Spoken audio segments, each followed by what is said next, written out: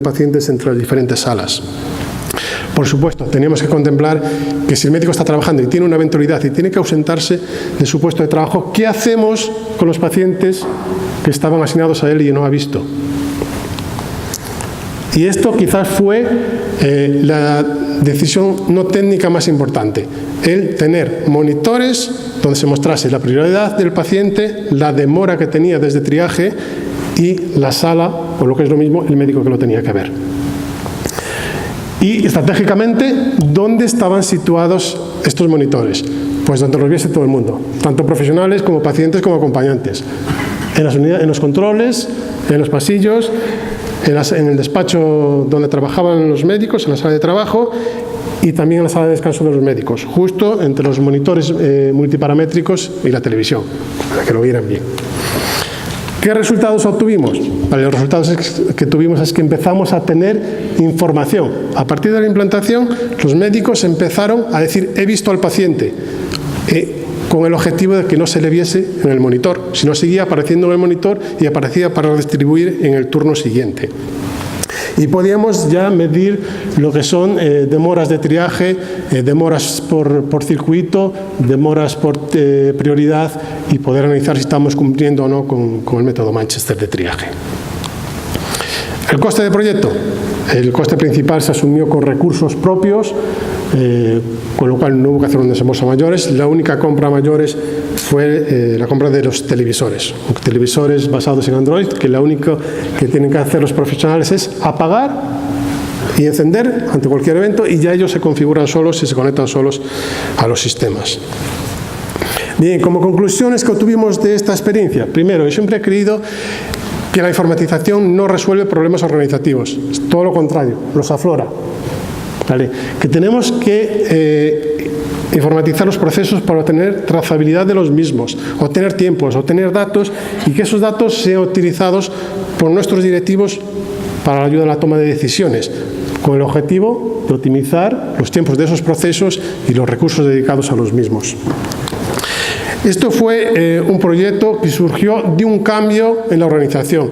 Lo lógico es al revés, que hagamos innovación tecnológica y que esa innovación tecnológica provoque los cambios en la organización. Sin duda tienen que ir de la mano, tanto innovación tecnológica como cambios en la organización. De nada sirve que hagamos muchos cambios tecnológicos si nuestros profesionales siguen trabajando como lo hacían hace 20 años. Y bueno, esto es el proyecto del buitre, espero que les haya resultado interesante y cualquier pregunta ahora o a lo largo de las jornadas, encantado de responder. Gracias. Muchas gracias. Gracias por respetar el tiempo. A continuación nos acompaña José Manuel Morales Pastora. 10 minutos. Bueno, aunque insisto que es una persona también muy conocida, mencionar que tiene una amplia formación académica. Incluye un grado en Ingeniería de Sistemas de Información, diversos másteres universitarios, Dirección y Administración de Empresa, en Diseño y Gestión de Proyectos Tecnológicos, entre otros. Ha sido responsable de unidades y servicios de informática hospitalaria y su última responsabilidad antes de la actual ha sido ser director técnico de Sistemas de Información en la Gerencia Regional de Salud de Castilla y León. En la actualidad trabaja como jefe de servicio de tecnologías de la información en el Hospital Universitario Río Ortega de Valladolid. Nos va a presentar un modelo organizativo de servicios. El ámbito es un poquito diferente de los que hemos visto hasta ahora. Un modelo que inició su andadura en 2012 a través de una estructura supracentros de soporte y apoyo de varios servicios independientemente al centro al que orgánicamente están adscritos. Es un modelo que está dando buenos resultados tanto desde el punto de vista funcional como del retorno económico que está suponiendo. Y sin más, le cederemos la palabra. Bueno, lo primero, agradecer a la organización la invitación que ha tenido y bueno, agradecer también a los asistentes el estar aquí a estas horas. Como ha contado el gerente de Luca, es un proyecto distinto a la hora de innovación, no es un proyecto tecnológico, sino es un proyecto de gestión. Y este proyecto efectivamente empezó en el 2012, que fue cuando hicimos el análisis de situación del proyecto. Bueno, lo da muy fuerte. Vale. El documento que voy a presentar es el documento con el que empezamos a hacer la transformación del servicio TIC en Castilla y León, en el año ya a finales del 2012 para empezar en el 2013, en el cual se marcaban unos objetivos que era intentar hacer que la propia estructura de los servicios de informática y los servicios de sistemas de información del SACIL fueran los verdaderos proveedores de la propia tecnología del propio SACIL, intentando de alguna forma descargar la parte tecnológica que había en las empresas externas en aquellos casos que pudiesen asimilarse con recursos propios y en los que no se podía asumir, efectivamente potenciándolos. Para eso, efectivamente, hicimos un análisis de la optimización de los procesos TIC. Estoy hablando exclusivamente de la provisión de servicios TIC. Intentamos reducir la dependencia con las empresas externas, pero no por reducirlas, sino por volver a repetir. Intentamos poner en valor el conocimiento que teníamos interno y el que no podíamos llegar era el que de alguna forma potenciábamos. Con esto hicimos una provisión, fomentamos los grupos de trabajo y las actividades del personal propio. Hicimos básicamente lo que se hizo con la parte de pacientes críticos, es decir, hicimos un empoderamiento del trabajador TIC. Incrementamos en base a eso la formación con las propias empresas y mejoramos las transferencias de conocimiento. Empezamos a hacer protocolos de comunicación estándar y normalizados entre centros, es decir, de tal manera que la provisión que se hacía a la hora de provisionar sistemas, máquinas, aplicaciones, normativas, fuera común a toda la comunidad, que no hubiera divergencias entre los centros. Y con eso, evidentemente, estábamos en el año 2012, intentamos reducir costes para, a su vez, reaprovechar ese dinero. Bueno, ¿cómo lo estamos haciendo? ¿Cómo lo hicimos? ¿Y hasta dónde hemos llegado? Porque es verdad que es un proceso que todavía no ha acabado. Creamos 5 clústeres. Los clústeres son agrupaciones lógicas de hospitales y de áreas, mejor, de salud, que tienen gente. Dimos formación a esos profesionales e hicimos perfiles de la forma que dividimos toda la provisión de servicio TIC entre sistemas, redes, bases de datos, microinformáticas, integración y atención al puesto de trabajo. Se eliminaron aquellos servicios externalizados que se podían prescindir. Era ilógico tener en nuestra organización, éramos, no recuerdo a mí, 150 personas, había desde ingenieros superiores en informática, ingenieros superiores de teleco, teníamos 3 doctores en informática y que después para hacer cualquier formulario lo contratásemos fuera, no tenía ni pies ni cabeza y lo que hicimos fue, empezamos a hacer una concentración de CPDs. Nos dimos cuenta también que no se podía hacer esa normalización, esa provisión de servicio, esa unificación, si seguíamos teniendo que cada centro tuviera su propio centro de proceso de datos. Con esto, efectivamente, diseñamos lo que llamamos la estrategia de Cluster IT. Le he dado. ¿Cómo lo organizamos? Voy a repetir. Se empezó a centralizar toda la provisión, todos los servicios. Esto empezó ya a dar un problema. No pudimos sacar una normativa a nivel regional, con lo cual el personal seguía dependiendo orgánicamente de los centros y funcionalmente de la gerencia regional. Esto empezó a causar fricciones, pero bueno, se intentaron solventar. Empezamos a centralizar las infraestructuras, primero a nivel hardware, todavía no se han acabado, lo voy adelantando porque al final la última slide es cuáles son los ROIs que hemos tenido y cuál es la situación real actual. Y empezamos efectivamente a centralizar aplicaciones. Aquí fue donde efectivamente empezamos ya realmente a controlar un poquitín los sistemas y empezar de verdad a utilizar esta función. Empezamos con los propios contratos de mantenimiento y con el material que había en todos los centros a reutilizar el potencial físico de las máquinas que había. En todos los hospitales tenían más o menos unos CPDs que excedían las necesidades individuales de cada uno. Esto lo que hicimos fue empezar a reutilizar material y empezamos a capacitar a las personas. Esta capacitación, vuelvo a repetir, se hizo en base a proyectos, tanto proyectos a nivel de reorganización de servicios TIC como a nivel de provisión de servicios de aplicaciones y soporte. De ahí fue donde sacó esa provisión de servicios. El ámbito que se definió es todo el mundo de informática por pertenecer al SACIL pertenecía a un clúster. Se dio la posibilidad de asignarse a los perfiles, pero nadie quedaba excluido. Y en base a esa asignación es cuando se da la formación. Estos fueron los clústeres que se definieron. Están copiados de las asistencias médicas, es decir, están puestos los hospitales centrales con los hospitales comarcales, las gerencias que hacían derivaciones clínicas. Copiamos ese mismo modelo, 5 clústeres en la comunidad. Y lo que hicimos fue fomentar efectivamente, como vuelvo a repetir, los servicios externalizados potentes, es decir, aquellos niveles de muy alta especialización que no llegábamos, por muchos doctores en informática tuviéramos, lo que hicimos fue, en lugar de contratarlos con pequeñas empresas que a su vez tenían subcontratas, los contratamos directamente con las empresas grandes, tipo MC Cuadrado, tipo VMware, tipo Oracle, tipo Microsoft. No pusimos intermediarios por delante. Todavía, efectivamente, no se ha asumido todo el servicio al 100%, pues estos son nuestras debilidades que hemos tenido. Hay muchos servicios que exigen por su complejidad y por su, pues, que todavía están externalizados. Nos pasó, de hecho, el año, y lo pondré ahora, lo explicaré, ha habido provisiones de servicio a nivel de asilo de aplicaciones que no se han liberado hasta este año. Y hay servicios que efectivamente requieren una flexibilidad, bien por horarios, bien por complejidad, bien inclusive hasta por disponibilidad.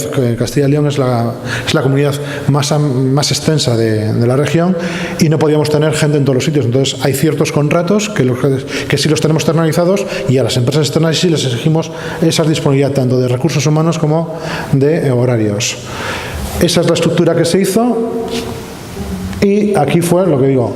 Surgieron los elementos de fricción, especialmente porque no pudimos al final, a pesar de poner una capa de coordinación entre los clústeres y lo que es la aplicación, las aplicaciones y los servicios, bueno, pues no pudimos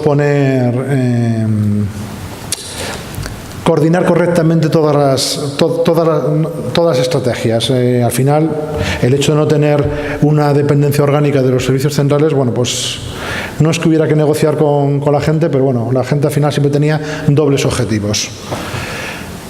¿Cómo se hizo? La estructura de trabajo. Estos son los perfiles que están puestos. De hecho, esto se entró después en un ciclo de mejora continua, en un ciclo de Deming. Hay ciertos perfiles que se han unificado con otros, según se ha visto que la operativa ha tenido que ir evolucionando. Los números de los perfiles son variables. Se ha movido gente entre ciertos perfiles que son similares. Evidentemente, una persona que está en redes no se mueve directamente a sistemas, o que está en integración no se pone a hacer desarrollo de aplicaciones, ni mucho menos. Y esto efectivamente es la propia potenciación que se hicieron de los usuarios, de la gente. Se hizo un análisis de situación de partida de cómo teníamos a la gente, una que ya teníamos definida el entorno con los perfiles que queríamos definir, se hizo la detección de necesidades, se contrató la formación con las grandes empresas. La formación, lo que se ha hecho ha sido siempre que no sean cursos genéricos, sino que sean como mínimo certificaciones oficiales de los fabricantes. También es una forma de potenciar al propio usuario, no darle un curso genérico, sino una certificación, y en base a eso se ha hecho la potenciación de los propios usuarios. Esto lo que nos ha permitido es asumir ese tipo de servicios. Vamos a ver, descripción general. Bueno, esto es como estaban inicialmente la región, en el esquema de arriba estaban estos CPDs. Tal y como está en la de abajo es como se están volcando. Todavía no, es un proceso que todavía está vivo, no se ha acabado todavía, desgraciadamente, vuelvo a repetir. Y esa es la foto final que tendremos que tener. Para esto, evidentemente, se han tenido que potenciar las comunicaciones, se ha hecho una normalización y una adecuación de los sistemas de proceso y de los sistemas de almacenamiento, se ha hecho una modernización de dichos sistemas y estamos ahora mismo todavía en esa fase. ¿En qué estado estamos ahora mismo? Bueno, pues lo puedo repetir, se preparó el entorno, se hizo toda la migración de los servicios a nivel de aplicaciones y se ha hecho, y estamos ahora en los procesos de revisiones. Desgraciadamente, voy a repetir, yo creo que todavía queda un año y medio para que el tema esté acabado. Es importante, esto se ha hecho efectivamente en fase de explotación. Aquí no hay entornos paralelos. Esto hay que hacerlo en caliente, con lo cual Llevamos 3 años con el proyecto y es complejo. Importante, ¿qué fases, qué es lo que queríamos dejar bien clarito con esto? Las herramientas básicas que hemos tenido ha sido la potenciación de las comunicaciones, los recursos de computación y el almacenamiento, desde luego el empoderamiento del propio trabajador. Esto es más de lo mismo. Estas son las mismas diapositivas que planteamos en su momento, para que las he actualizado para la de hoy. Y lo importante es esta: llevamos casi 3 años desde que se inició el proceso. La capa de duración de servicios se ha dado ahora mismo al 85% con recursos propios. Se ha pasado por momentos de máximas incidencias. Hemos llegado a tener abiertas hasta 600 incidencias abiertas en un momento dado. Ahora mismo tenemos un nivel de calidad entre comillas que es de menos de 72 horas, que es lo mismo que exigimos a los proveedores externos. De hecho, hoy no lo he visto. La semana pasada había 6 incidencias abiertas. Se sigue realizando formación específica. De hecho, el próximo 24 de noviembre creo que se hacen las últimas certificaciones a nivel de Oracle RAC y WebLogic, a nivel de administración en Oracle. Se hizo un incremento de plantilla. Para hacer todo esto, evidentemente, como quitamos contratos externos, entre comillas, superfluos, pudimos recuperar dinero y lo que hicimos fue incremento de plantillas. Tuvimos un incremento neto de plantillas de 14 personas, contratamos 19, 5 las formamos y se nos fueron a la privada. ¿Qué le vamos a hacer? Esto era un riesgo vital que sabíamos que iba a ocurrir. Quedan por migrar prácticamente todos los CPDs. Sin embargo, en las aplicaciones están todas consolidadas en los CPDs al 60%. Cuando digo consolidadas es que están en los CPDs centrales y además están consolidadas a nivel lógico. No es que estén las instancias por centro, sino es una única instancia para todos los centros. El primer caso fue el de anatomía patológica, que de hecho creo que tengo una entrevista por ahí un día de estos, aquí en Asturias. Se han actualizado las plataformas de comunicación. Esto nos ha valido muy bien para pasar de redes de comunicación que teníamos de 40 y de 100 megabits a unas redes de alta velocidad de 10 gigabits por segundo. Y sobre todo, nos está valiendo muy bien para que los propios técnicos de informática cambien la mentalidad. Dejen de pensar que el negocio realmente, o que su trabajo es intentar poner Linux o intentar poner algo, y su negocio realmente es cómo vamos a atender mejor al paciente con las tecnologías de la información. Y por último, el balance resultante económico, el balance, no el retorno, el balance económico es 2 millones de euros año ahora mismo, que es con lo que estamos realmente reinvirtiendo en nuevos proyectos. Y voy a repetir, esto no es un objetivo final, es solo parte del camino que todavía nos queda por seguir. Yo creo que nos queda todavía un año, año y medio para que esos CPDs ya no tengan sentido, porque ese 60% de aplicaciones ya están centralizadas. Y con esto hemos acabado. Muchas gracias. Muchas gracias, José Manuel. Bien, a continuación, don Carlos Sola Sarabia. Él es licenciado en Medicina y Cirugía, es médico de familia, diplomado en Gestión de Servicios Sanitarios por EADA, ha sido gerente de varios centros hospitalarios y comarcas sanitarias en Euskadi y desde el año 2009 es subdirector de Asistencia Sanitaria en el Osakidetza. Nos presentará un proyecto denominado Integra Sarea. Es una plataforma, también una plataforma digital corporativa dedicada a la integración, a la colaboración entre las distintas organizaciones que integran Osakidetza. Tiene la palabra. Buenas tardes, escaso pero distinguido público, gracias a la mesa también. No es una plataforma digital, es un proyecto colaborativo, una red de trabajo entre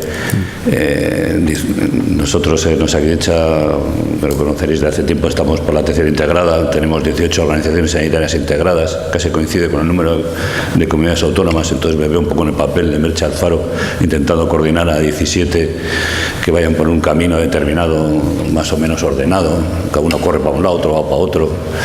Entonces, el proyecto es una red colaborativa. También decir que, no sé, en el contexto de los proyectos que estáis presentando, a veces yo venía pensando que estoy un poco descolocado, porque es un proyecto eminentemente tecnológico, sí que utiliza las tecnologías de comunicación, no tanto la información, en las cuales nos hemos movido pues la gente pues para compartir experiencias e intercambiar opiniones y trabajar en red, un poco fundamentalmente, ¿no? Como bien dices, desde hace unos años, desde 2009, estoy como subdirector de asistencia sanitaria dentro de la Dirección General de Osakidetza. Entonces este proyecto es un tanto corporativo. Yo no es tanto enfocado a una herramienta tecnológica determinada, a un proyecto en un servicio de urgencias, sino que es un intento desde la posición corporativa de una organización, que es una cosa que después de mi paso por organizaciones me di cuenta que es verdad que de esa impronta corporativa pues es difícil de mantener, ¿no? Cada centro a veces se pone su camiseta y quiere hacer las cosas mejor que otro, y esa falta de impronta corporativa hace que haya cierta inequidad o cierta deshomogeneización, ¿no? Que hacemos muchas veces, ¿no? También se me apaga, qué bonito. Tengo que se va a apagar dentro, además. Como veis, también a veces esto los hemos contado los ingleses, y como he hecho un apaño rápido de diapositivas para explicarlo, esto me parecía interesante, porque resume todo este contexto inicial de por qué hacemos todo este tipo de cosas, ¿no? Se supone que tenemos se supone, toda la evidencia dice que tenemos un entorno epidemiológico y de futuro pues bastante problemático, en el sentido de que nos viene una epidemia de cronicidad, de envejecimiento y de dependencia, al cual no sé si seremos capaces de responder con habilidad, ¿no? Tenemos la buena noticia que parece que también los entes internacionales y la gente que se dedica a esto pues dice que la solución es la atención integrada, ¿no? Y sobre todo centrada en una cosa que creo que habéis oído, que está un poco de moda, que es la atención centrada en la persona, como un elemento fundamental a la hora de rediseñar los servicios, pues sí, hacerlo con la mejor de las formas posibles. Lo que pasa es que el camino intermedio pues es ese Tourmalet, es Alpe d'Huez, que es muy complicado de recorrer, porque son muchas curvas, en pendiente para arriba, y los 18 equipos que estamos pedalando, pues cada uno va a su forma, ¿no? Lo que es el contexto que nosotros partíamos es el euskomodelo de integración. Nosotros nos inventamos, como todo el mundo inventa un poco la pólvora, y definimos nuestro plan de atención integrada de Euskadi, que tiene unas definiciones que tenéis un tanto que dan la señal de lo que se pretende hacer con ello, ¿no? La atención integrada como un principio de organización de cuidados sanitarios mediante la integración de procesos asistenciales, para intentar disminuir esa fragmentación del sistema que todos tenemos en mente o conocemos, ¿no?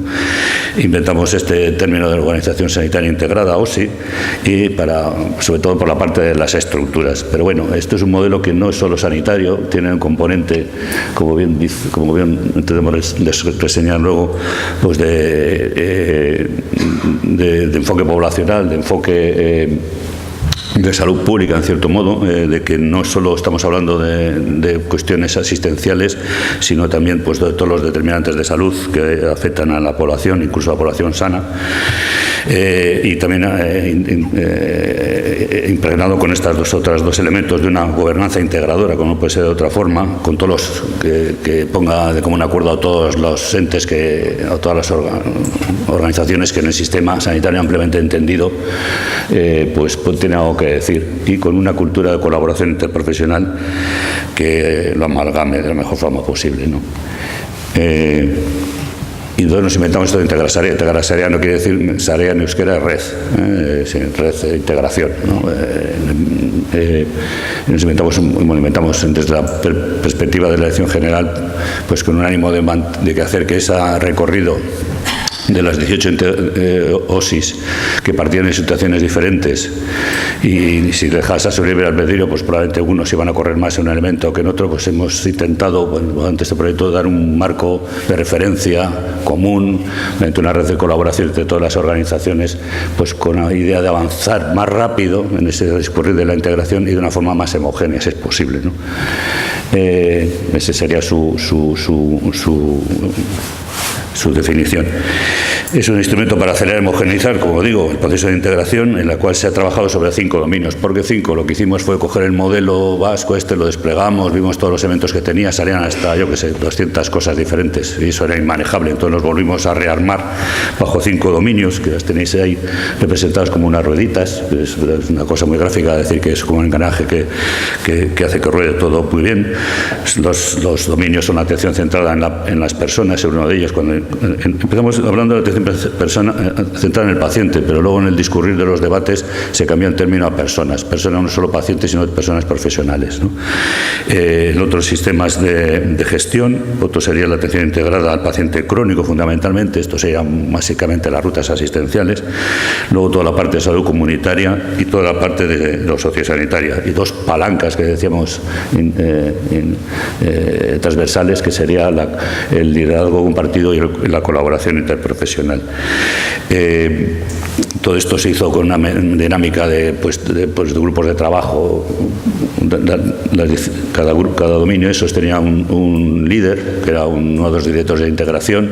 En cada dominio había una persona que representaba a las 18 OSIs, y en cada OSI había un representante de cada dominio, con lo cual teníamos gentes que trabajaban en el dominio y unos equipos de implantación en cada organización, que sería el mapita que tenéis a la derecha, aunque no lo veis claramente, me imagino, pues es lo que intenta representar.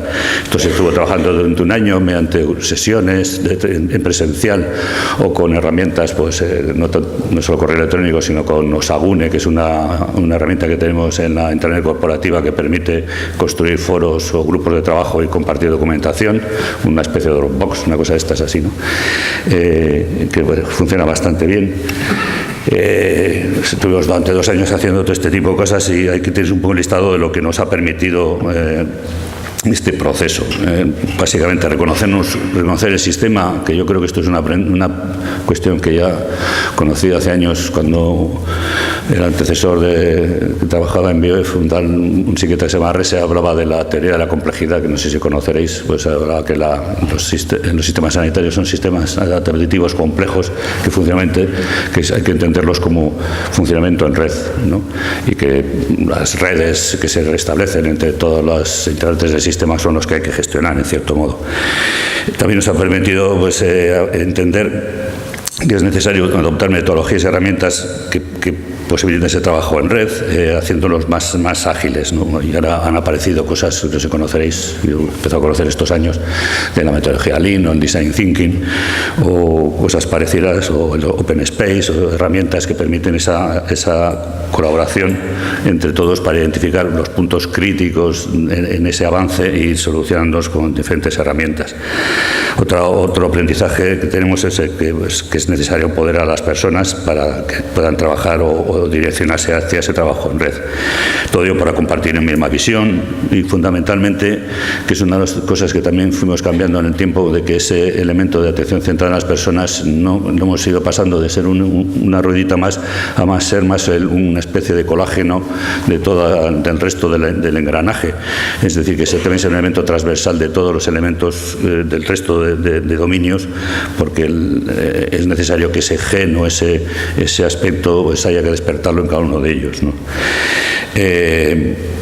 En el fondo, este proyecto es un proceso de cambio, de gestión de cambio, en el cual todavía estamos moviéndonos, ¿no? Y una de las cosas que hemos ido representando es que al final esta visión del paciente centrada en la persona nos ha llevado a esta reflexión de que todo el sistema pues lo debemos ver pensado en la persona y sus interacciones de personas con personas, de personas con profesionales, de profesionales entre profesionales, y de todo esto también entendidos no solo como personas, sino como familiares y comunidad. Todo ello entendido en un contexto que está dentro de un servicio asistencial en el cual es necesario rediseñar los procesos asistenciales, y también está en un contexto organizativo que estaría por encima, que aquí es donde estaríamos hablando de los modelos de gestión o de los cambios que es necesario hacer a ese nivel. Y ya lo más complicado es entender pues, su funcionamiento dentro de un ecosistema que es la parte de salud pública y sociosanitaria, que le da pues, más consistencia o coherencia, ¿no?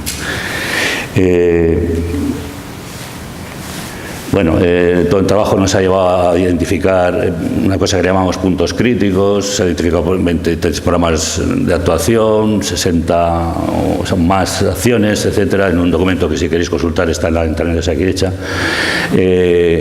Y hemos llegado hasta aquí, porque esto se acabó antes del verano. Ahora estamos en una tesitura de cambio político, que esperemos que sea un poco más rápido que lo que ha ocurrido en otros contextos, y la próxima, en principio, los próximos dirigentes de la organización de Osakidetza, pues estamos esperando pues que se apruebe, digamos, la siguiente parte, que sería la parte que está a la derecha, que es sobre la priorización de esas acciones y su puesta en marcha bajo un cronograma más o menos estructurado y con una serie de prioridades, ¿no?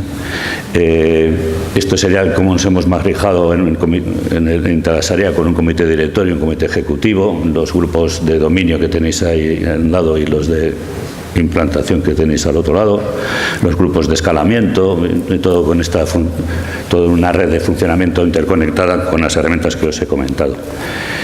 Voy a ir pasando rápido porque lo que quería comentaros también es que ahora de esa inicial idea de que manejar esos 5 dominios, el de la atención centrada a las personas ha tomado mucha preponderancia.